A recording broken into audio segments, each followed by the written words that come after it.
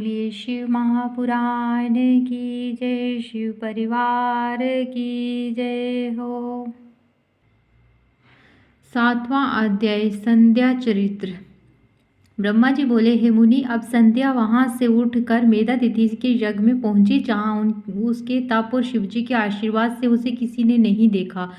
तब उसने अपने उपदेष्टा ब्रह्मचार्य वशिष्ठ जी का स्मरण कर उन्हें ही अपना पति स्वीकार कर यज्ञ की बढ़ी हुई अग्नि में कूद पड़ी। शिवजी की कृपा से उसे कूदते हुए किसी ने नहीं देखा।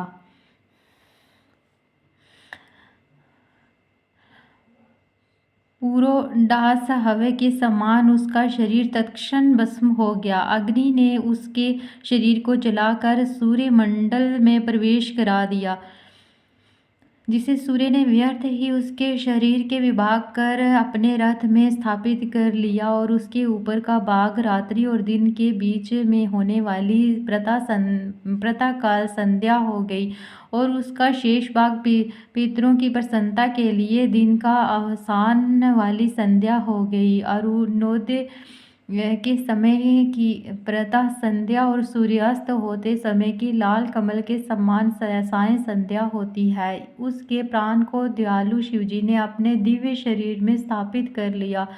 उधर जब यज्ञ की समाप्ति हुई तो ऋषियों ने तृप्त सुवर्ण के समान कांति वाली उस कन्या को अग्नि में पाया।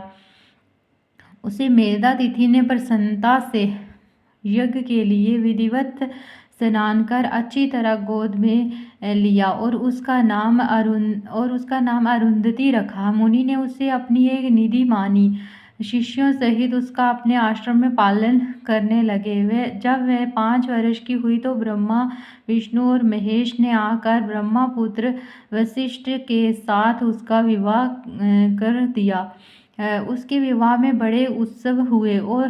उसी समय ब्रह्मा, विष्णु और महेश के हाथ से पवित्र क्षिप्रा आदि 7 नदियां प्रकट हुई, और पतिव्रताओं में श्रेष्ठ महापतिव्रता मेधातिथि की पुत्री अरुंधति को वशिष्ठ के द्वारा रमन करने से 7 आदि कई श्रेष्ठ पुत्र उत्पन्न हुए हैं। मुनियों, तुम्हारे लिए ये परम पवित्र और सर्व काम फलदायक संध्या का चरित्र मैंने वर्णन किया, जिसे सुनकर स्त्री हो या पुरुष सभी अपने मनोरथों को प्राप्त करेंगे, इसमें कोई संदेह नहीं है। इति श्री शिव महापुराण द्वितीय सती खंड का 7वां अध्याय समाप्त।